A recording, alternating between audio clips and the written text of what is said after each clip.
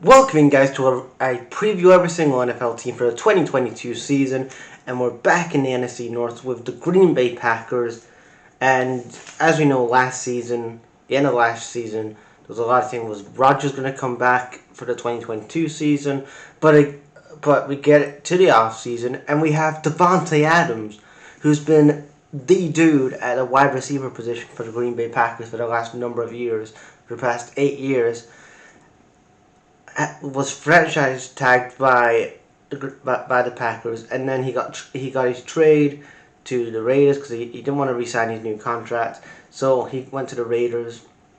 In return, the Packers would get a first round pick of this year's draft.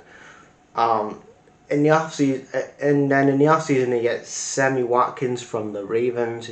Again, he's a okay wide receiver, but again, you bring back Aaron Rodgers for another year for 2022. You give him this 3-year deal for big money, and you let go of Davante Adams. Like, I thought the whole thing of bringing Aaron Rodgers back was you can have Davante Adams with Rodgers, but I guess Davante was like, screw this, I'm not being with Rodgers. But anyway, Davante Adams is gone. Sammy Watkins comes in from the Ravens for a 1-year deal. Then in the draft they get Quay Walker. They get Devontae Wyatt and Christian Watson. His father got drafted to the Packers back in 1993. And they get Romeo Dubas. Dobus, I don't know how to say his last name, but he's a wide receiver. But then you look at the defensive end, and they needed help with Kenny Clark, and he needed that guy next to him.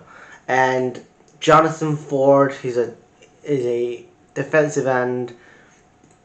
I don't know much about him, but again, I'm glad they addressed that position. I know it's not the sole position that they needed. They need to think about the wide receiver, and well, not wide receiver, but they need to think about the tight end, which I'm going to talk about in a minute. But Kenny Clark needed help. I do like that they have Darnell Savage. I know he's still on his rookie deal. I don't know if he's signed a new deal or not yet. But they have Darnell Savage.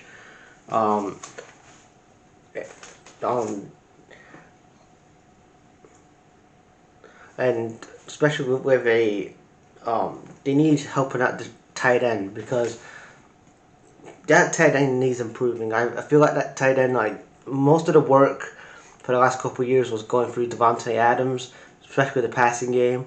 And now that he's gone, there's a lot of things that you need to focus on, which is a tight end, and you didn't really address it in this draft.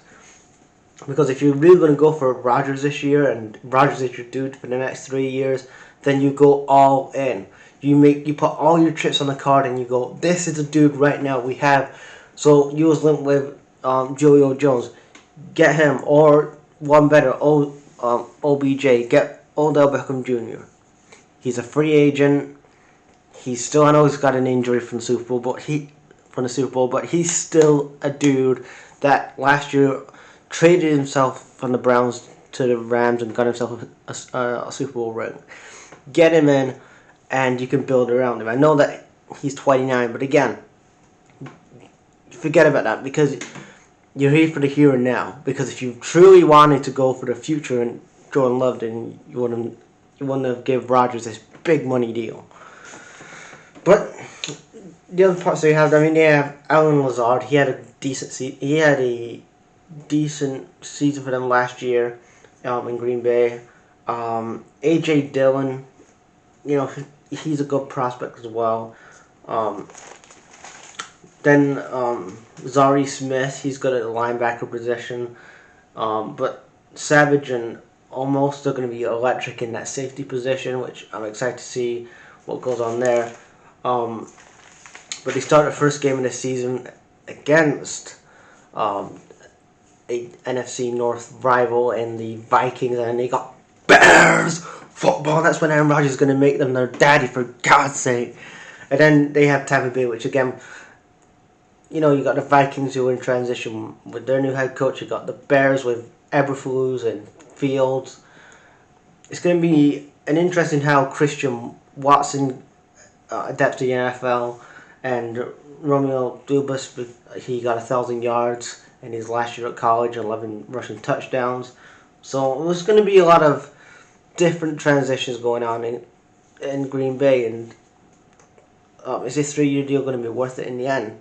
Can they actually appear at a Super Bowl? Because we know last year they got a home field advantage, they got to the divisional round, and then Jimmy G at quarterback stopped all that because, again, the Cowboys didn't get their shit done, and we know what happened. So can the 3rd year be Rodgers appears at a Super Bowl? I don't know.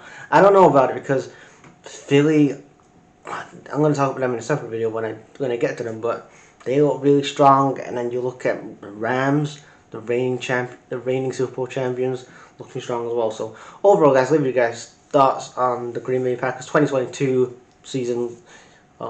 Peace.